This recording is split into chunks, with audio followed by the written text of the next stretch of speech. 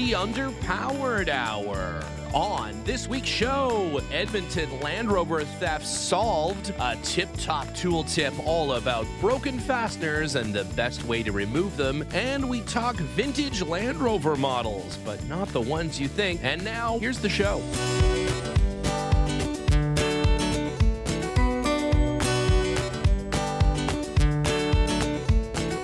Welcome to the Underpowered Hour. I'm Steve Barris, mild-mannered television executive by day and Land Rover collector by night. You can find out more about our cars and what we're working on at thebarriscollection.com or follow us on Instagram at thebarriscollection. I'm joined, as always, by my good friend, Ike Goss. Thank you to everyone joining us today. I'm the leaking roof to Steven's leaking roof. I'm the sodden crotch of podcasting, Ike Goss. I own and operate Pangolin 4x4 in Springfield, Oregon, where we live and breathe Land Rovers.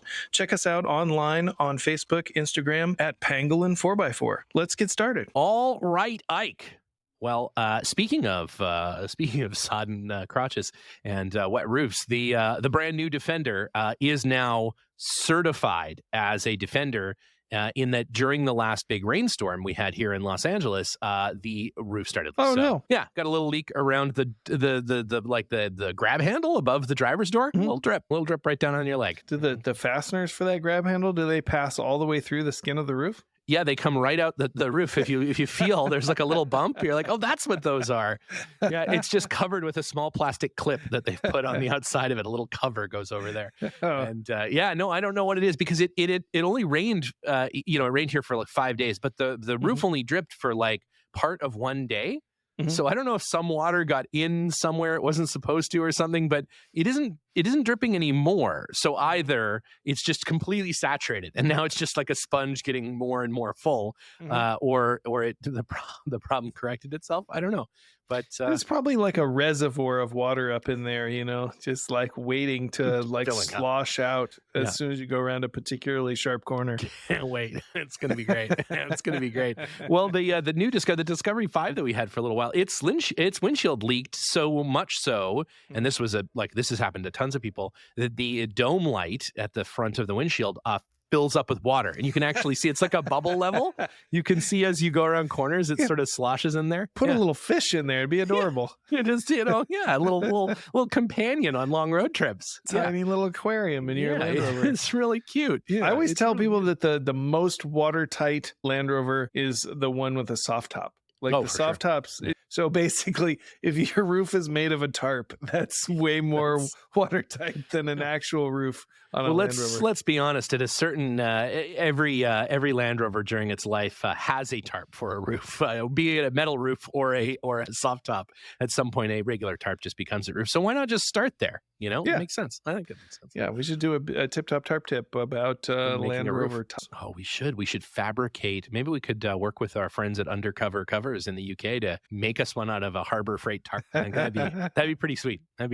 So speaking of Harbor Freight tarps, the world leader in the use of Harbor Freight tarps, Edmonton, Alberta, and as you know, they have had a rash. We talked about this last week.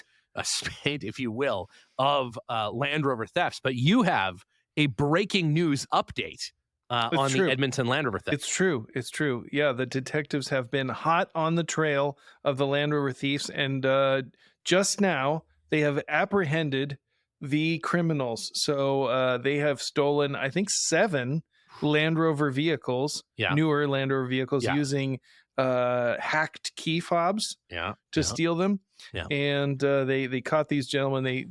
They were like, the police were driving along. They saw a vehicle that was acting suspicious, and it had plates that matched a vehicle that was reported stolen. And they started a pursuit and chased these gentlemen back to their parents' house. It was two 20-year-olds who had stolen all these cars and hacked them and so forth. Yeah. And so they tracked them back to their parents' house, where they found 2 additional stolen Land Rovers. Yeah. So they've recovered 4 of the 7, I believe, that were stolen. And they're facing criminal charges. Yet another reason not to go to Edmonton. But all's well that ends well. Hopefully those people get their cars back. And but the bad news is it is spreading. So Oh no. whatever mechanism by which they have stolen these Land Rovers Hmm. has propagated through the internet, and Likely now the dark web. the dark web. And now there's another rash of Land Rover thefts, only worse, Oh in no. Glasgow, Scotland. Oh God. 28 Holy newer Land Rover vehicles have been stolen there. whoa. So Wow. I think Yeah, that's a lot. This is going to continue to be a problem, I think. Oh my goodness! Yeah, it sounds like that's there's a glitch in the matrix there. They need to work on the key fob security possibly if it's that. I easy. thought those things were supposed to make cars harder to steal. I feel No. like it's harder to steal an old series Land Rover because it's just harder to drive. And to start, I leave the keys in all of my, and no matter where I park, I leave the keys in because, like, if you can start it, you deserve to take it. You know, like then it's yours. You know, it's like a gypsy curse. Yeah. If you can drive it, you're cursed to own it. Cursed to own it. Yeah, I hope that someone will take it. You know, that's like, Yeah, it would be amazing. It's like the opposite of stealing something. You get one of those and you lose all of your money. Yeah, exactly right. Yeah, it's definitely a monkey's paw situation going on if you steal somebody's Land Rover. Yeah, no, I feel like if you can get it started, man, then you deserve it. You've worked hard as you're out there, trying to crank start my Series 3. Then hey, if you get it going, it's all yours, no problem. I'll be interested to see if there's a software patch for this. You would think so. Particular spate of thefts. It's not good. Yeah, that's not good. And it's funny because I was chatting with someone with a new Defender the other day, and I had my F-150, my Lightning, and it just uses the phone now. It doesn't. There are key fobs for it, but they just sort of stay at home, and you Sure. use your phone to open it and everything. Sure. And they were complaining that why doesn't Land Rover let you just use your phone to open the car, because you can unlock it remotely with your phone. If you can be in the right wind at the right time of day in the particular phase of the moon that you can like log into that app and get it to pair with your car, then you might be able to unlock it every once in a while. But you can't drive it. It doesn't act as a key. And it's funny because we were talking about this, like even just with the key fob, they're getting stolen all the time. I don't think adding an iPhone into the mix there is the right thing. Ask anyone with the onboard dash camera system from Land Rover. I don't think there's ever been anyone that has gotten the app to work. I don't think that. It's the code is like 1 2 3 4 5 6 7 8 9, and you type that in, and nothing happens, and it times out, and it's a good time. But anyways, there was a time at which I think when I was younger, there was a particular garage door manufacturer, and it became widely known that their garage door openers could be hacked very easily.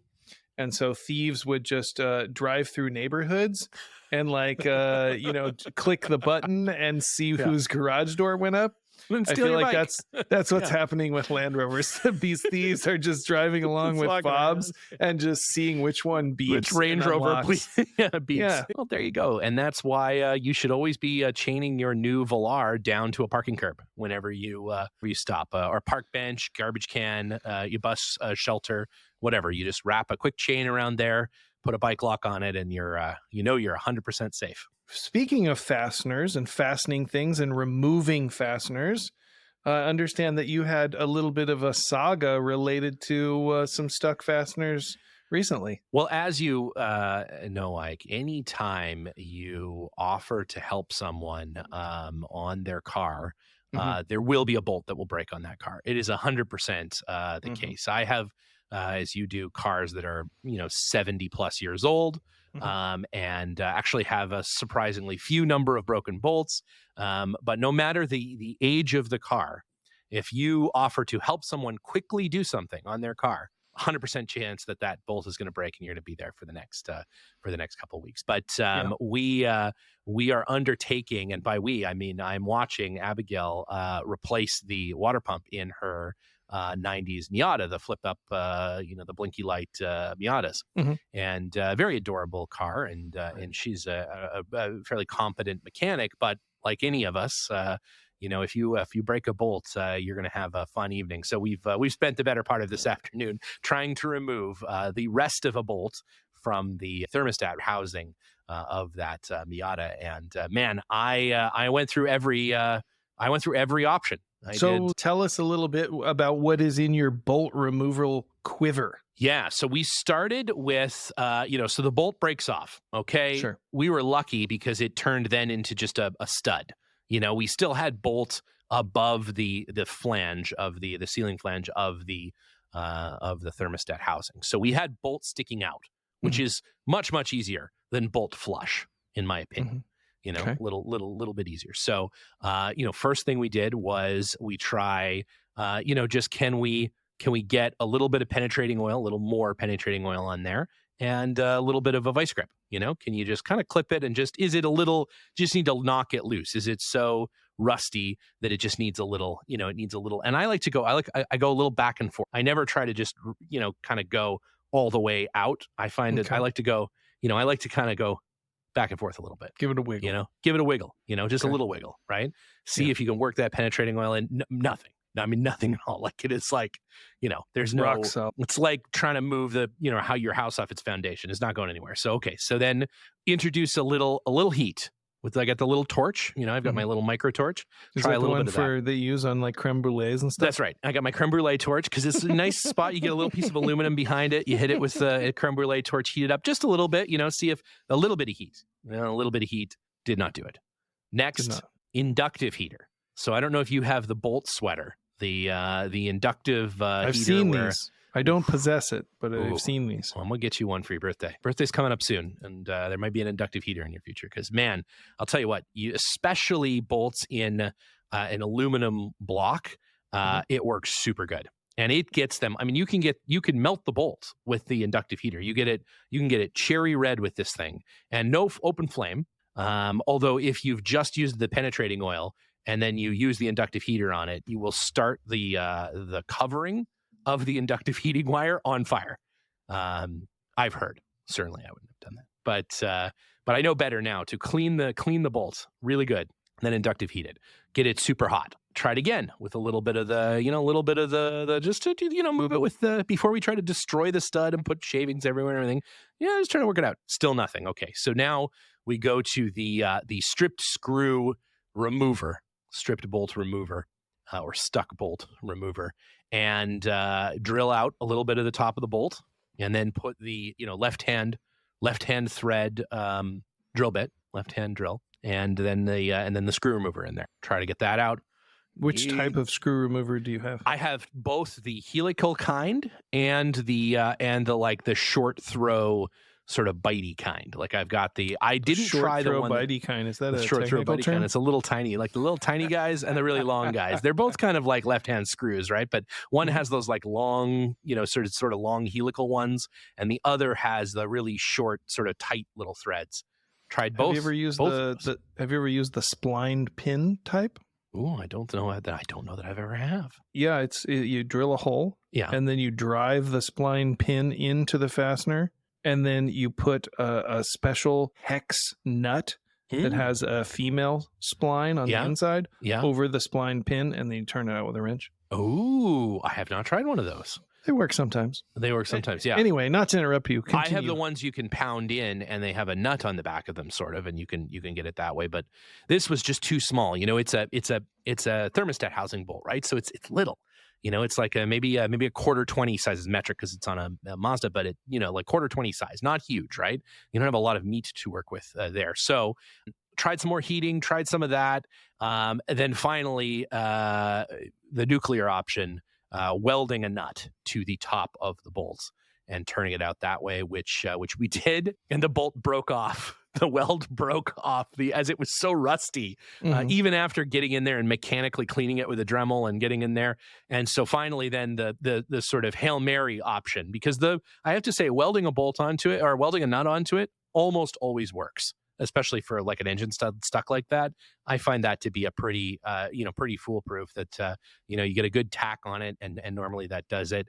But the last chance was to grind flats onto two opposing sides and get the really big, really expensive vice gripping pliers out and knock those things on there, and then just slowly get it. And finally, that satisfying little click of the of either the fastener breaking, which for a second you're like, oh shit, I made it worse, or it finally breaking the rust and letting go. You ever use a bigger vice grip to pinch a smaller vice grip closed? Ooh, I haven't. That's a good idea. Like nesting, like Russian nesting vice grips. Yeah. Did I ever tell you that I don't like Russian nesting dolls?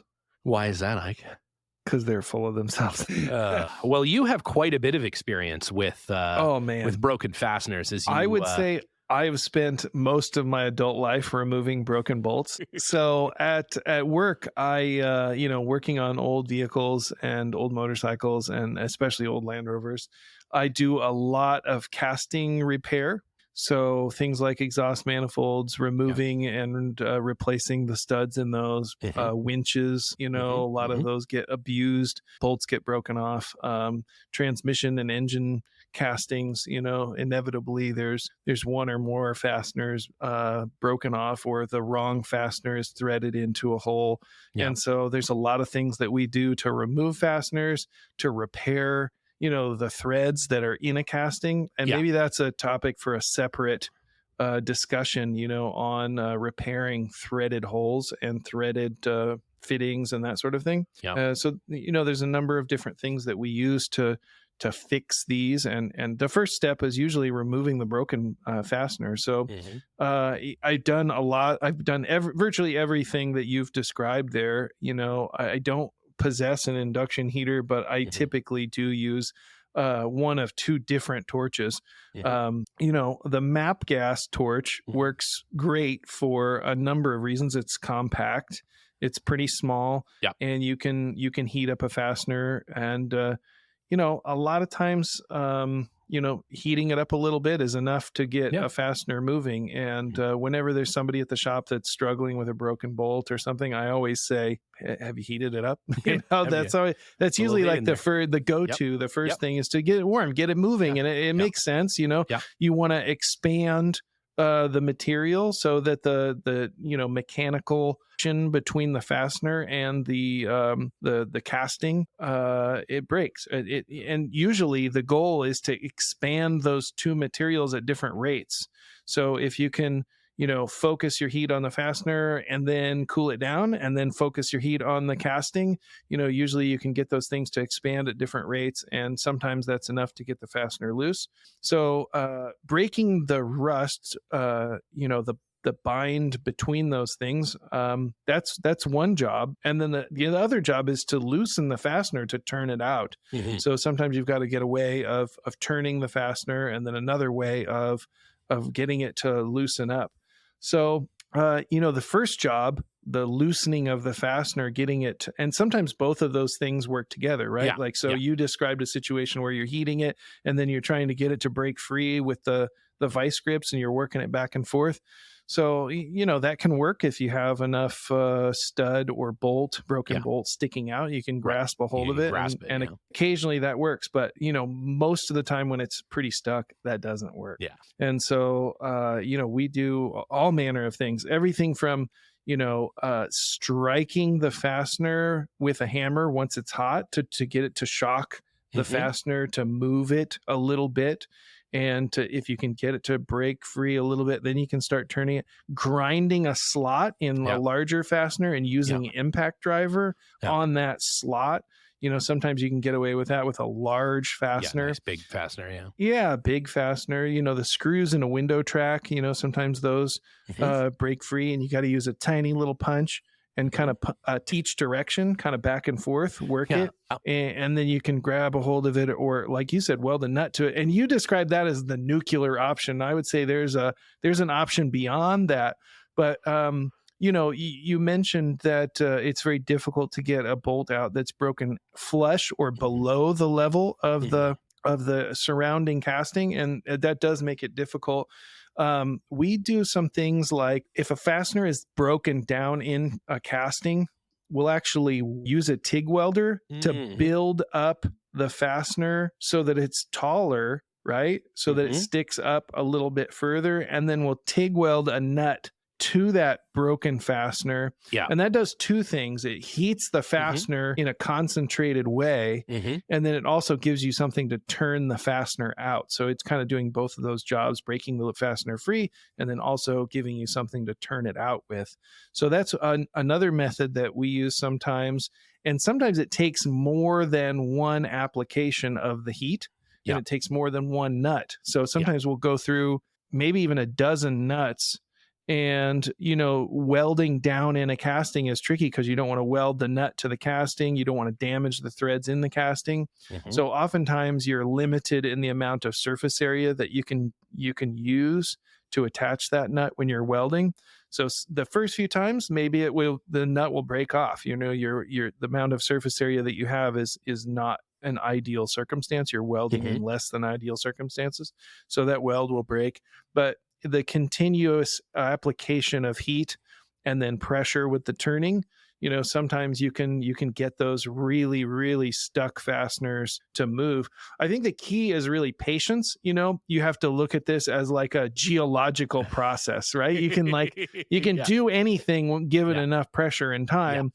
And you just have to apply that pressure and give it enough time. So heating it, soaking it with penetrating oil, cooling it off, raising the temperature, lowering the temperature, and adding, some penetrating oil to get down in those threads and to help break it free, I think is really a nice thing or an important thing when you're doing stuff like that. I would say the nuclear option is, there's two things. Obviously, throwing away the casting, that's one thing. Getting a new car. Or cutting it away. And sometimes that has happened where there's a fastener in, usually it's an aluminum casting where the fastener is, sometimes it's cast around the fastener. And then it makes it very, very difficult to get it out. And you have to actually cut the casting away, weld the casting back up, remachine it, drill and tap a new hole. And drill and tap a new hole, And maybe that's a conversation for another episode where we talk about thread repair and fixing threaded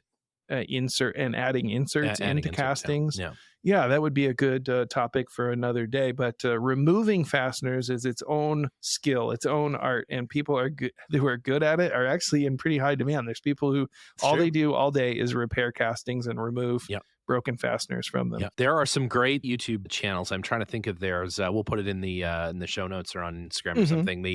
There's one machine shop in the Midwest that's one of the things they do all the time on their YouTube channel and they do a lot of vintage John Deere tractors and things. They do a lot of these like vintage tractor motors, and these tractors have been sitting out in a field full of water and raccoons and whatever else for decades, and they will restore these engines and they get fasteners that are like, it's insane. Like the kinds of things that they go through to do it. They've done, TIG welding little bars onto things to give it a little bit of leverage to turn in, all these little tricks that they have to maintain the, a lot of this like cast iron block stuff that, if you crack it, it's a whole thing. And so it's pretty neat stuff. But yeah, you're right. People who are good at it are good at it. Chris is particularly good at it, who doesn't listen to the show, but refused to come and help today. So you bring up a good point. You have to be careful, and this this happens periodically.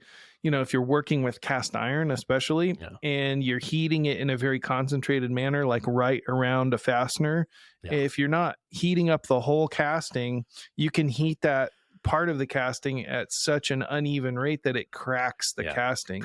And then you're like, oh man, cast iron's a little bit harder to deal with than aluminum or a steel fitting or casting. So in those cases, it definitely makes it even worse. So first you break the bolt and you're like, then you destroy the block. Then you crack the casting.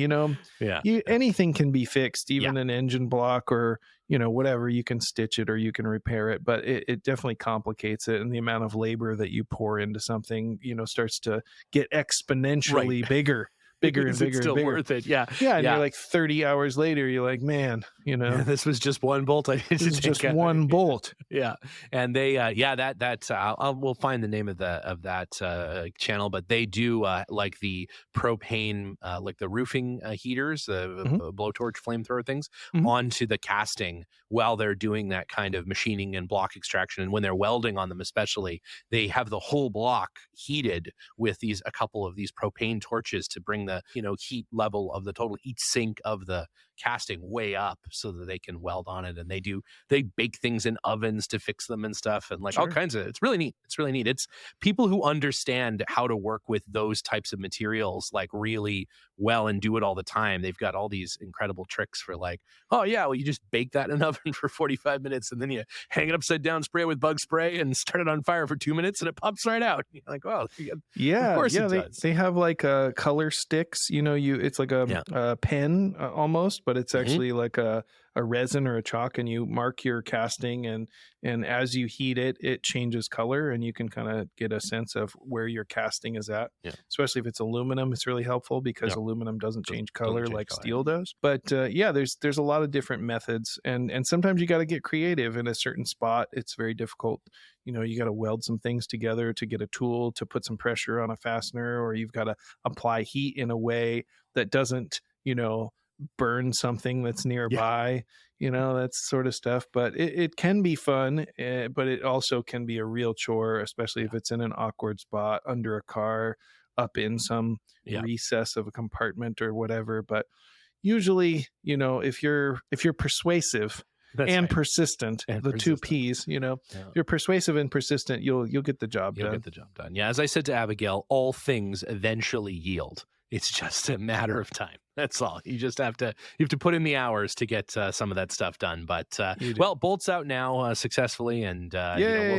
say now only basically the entire motor has to come apart to fix the water pump. So other than that, no problem. Excellent design. Great Really design. Well designed. Yeah, great design. So speaking of great design, a new segments on the show is we will almost never revisit a segment. We only ever come up with new segments. So another new segment, one we're calling Vintage Land Rover Models, which Okay. is all about vintage Land Rover models. And we don't mean different types of full-size Land Rovers. We mean tiny little Land Rover models. Oh, And, shoot. I was thinking it was going to be like pinup girls on. That's Land right. Rover. That's a different segment. We'll get to Different We'll segment, get to that different exact. Ike and I in a variety of different 1950s pinup girl outfits, draped across various Land Rovers. Let me tell you, it's a big market for that. But no, tiny little Land Rover models, and the first one that we have is one that you own. Well, both of these you have owned, but currently own. Beautifully patinaed Bandai metal Land Rover. Yeah, I like the Bandai Land Rover. I will say I'm always hesitant to get into Land Rover models. I feel like it's a like model railroading and like dioramas, and like there's a particular type of person that's into that, and I appreciate it.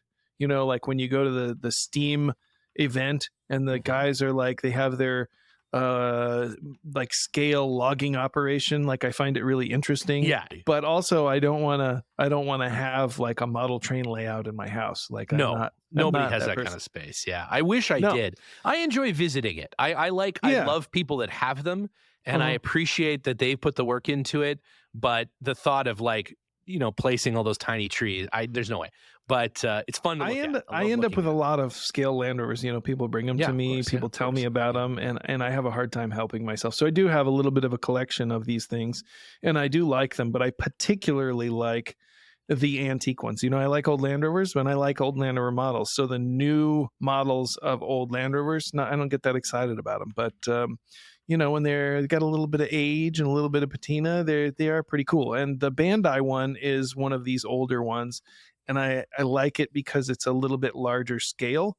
It's maybe 8 or 10 inches long, and it's from an era where Japanese toys They like in the 60s, late 50s and 60s, they made a lot of Japanese tin lithograph toys. It's got a good level of detail. It's got a friction motor. Mm-hmm, It's a 109 wagon, and I feel mm-hmm, like most mm-hmm. models are either pickups or they're Yep. 88s Yep. or they're short wheelbase cars.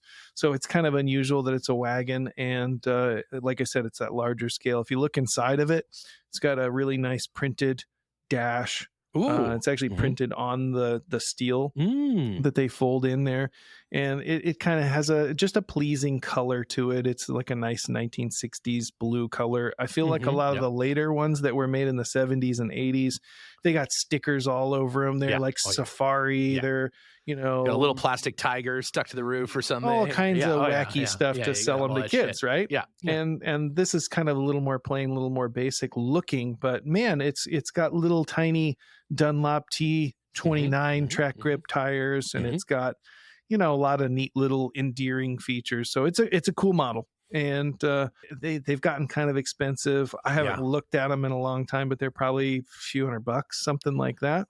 Yeah, for Uh, sure. It does seem that like the few that are sort of on eBay and stuff are well into the sort of about 100, give or take about $100. oh, that's not so bad. Better than I thought. Some as much as 200 and more, depending on the paint job and if it has its tiny little box and everything. Yeah, It yeah. comes from a time where everything came in like wonderful little cardboard boxes. Yeah. Kids' toys and stuff all came in those really nicely printed little cardboard boxes.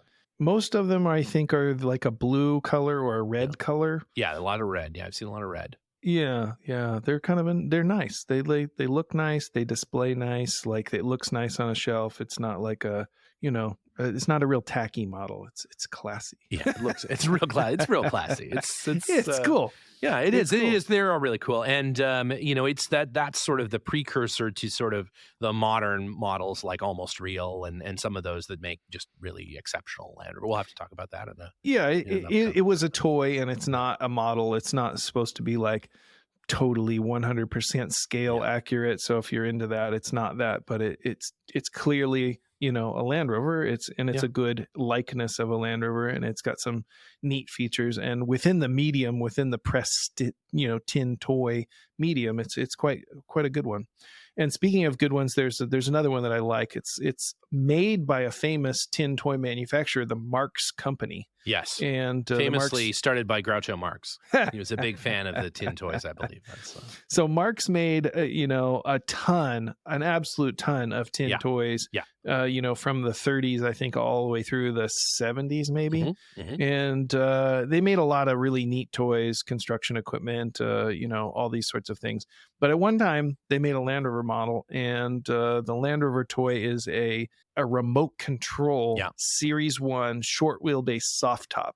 And it's quite accurate. They did a really nice job of making this, and it's also a large scale. It's probably also about 8 or 10 inches long, and being a short wheelbase, it's even a little bit larger scale than the Bandia toy that we just talked about. Mm-hmm. And it's got a corded remote. It's got a little battery, a couple of D cells or something that go in there, and a little steering wheel on the remote. It's quite cute. It's quite adorable, and it looks really nice, and it's a pretty accurate model. It's a good scale, and it's chunky. It's a good size. It's a pretty neat one too. So if you get an opportunity, look that up. I remember having, I think it was a helicopter that used that same like cable driven sort of mechanism.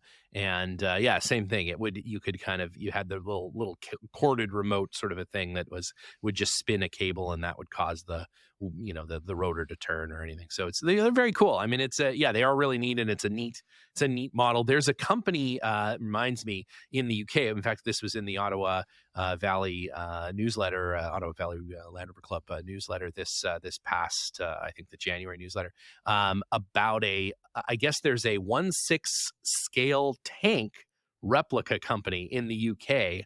Again, I can't find the note of what the name of the company is. We'll put it in the show notes. But they're going to make a 1/6 scale Series 1 Land Rover, an 80-inch Land Rover. Mm. That Scale is Electrics, right? to this, yeah, Scale Electrics, yeah, I think. No, not the Scale Electrics, not the slot car guys, but this is like some insane, like super accurate, all metal, tank building company. Oh, yeah. Okay. And for some reason, they're making an 80-inch, I imagine, because it's kind of a military sort of vehicle of that kind of era.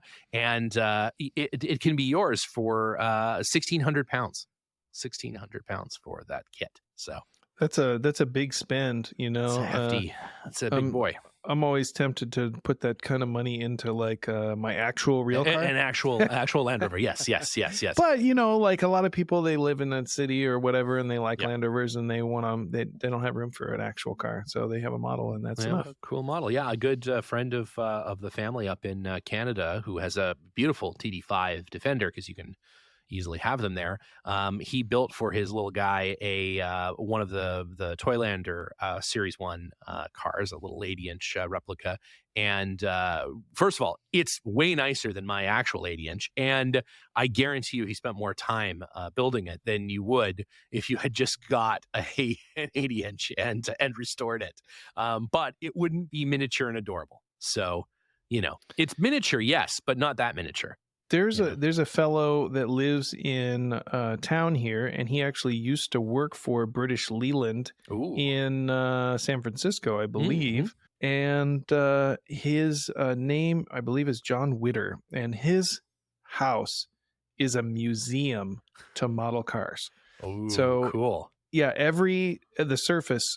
He lives in a really nice place, but he has glass cases down every wall. Every surface has a glass case, and he has 1/43rd scale models of every manufacturer, every model that he can manage to get. So, and if they don't make it, he will make it. So let's say, for example, like he's got a 1993 Ford Taurus, right? And nobody makes a 1993 Ford Taurus wagon. No, nobody wants that. No, he will take the standard model, and he will make the wagon version. And we should do a walkthrough of his house, because he does have a lot of Land Rover models, Series 1, Series 2, 109, 88, et cetera, et cetera. Well, next time we got to go for a trip over. That sounds amazing. I think he has like 12,000 of these models. Holy shit. It's amazing. Wow, that's amazing. It's pretty cool to walk through, but yeah, again, it's not something you would want, but it's nice to have something like that to go and see. Well, like my friend Michael here in town that has like 70 tuk-tuks. It's like not something I want, but fun to go and see. Yeah. Fun to go and look at, So it's just like your Freelander. Just like the Freelander. Speaking of, in conclusion of today's episode, speaking of the Freelander, as we've been talking back and forth with Dixon and with Bob Steele and the gang about the Greek Peak event, and Dixon's soft commitment to what I'm loosely referring to as the Land Rover Olympics, where John Kostic and I will challenge you and Dixon to a Land Rover off, John and I in a Freelander, and you and Dixon in an 80-inch of your choice. And I think John and I may have the competitive edge, only because you have some reverence for a 70-year-old car, right? I mean, Sure.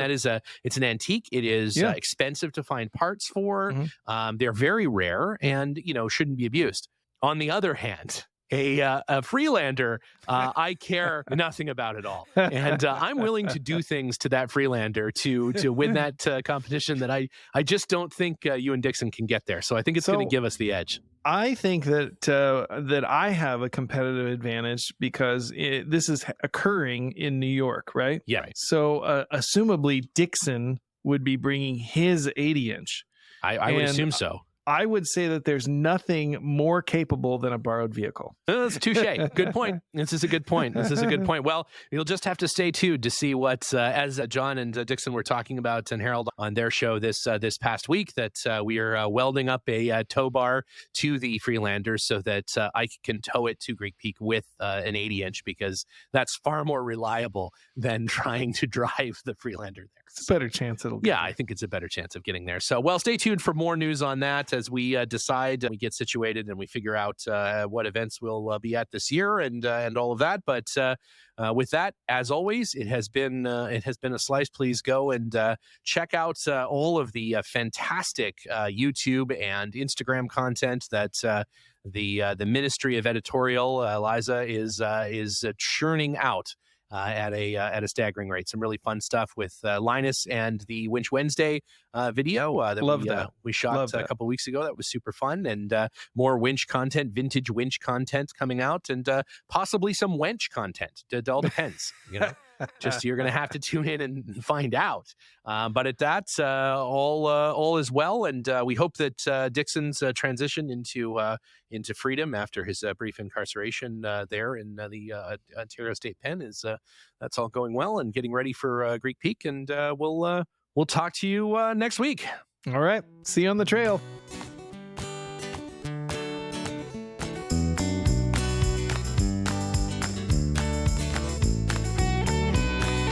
The Underpowered Hour is produced by Liza Barris, Ike Goss, and me, Steve Barris. Pavel Svardov composed and performed our theme music. Consider supporting the show on Patreon, and if you already do, thank you. Your support makes the show possible. For even more, check out our Instagram or Facebook.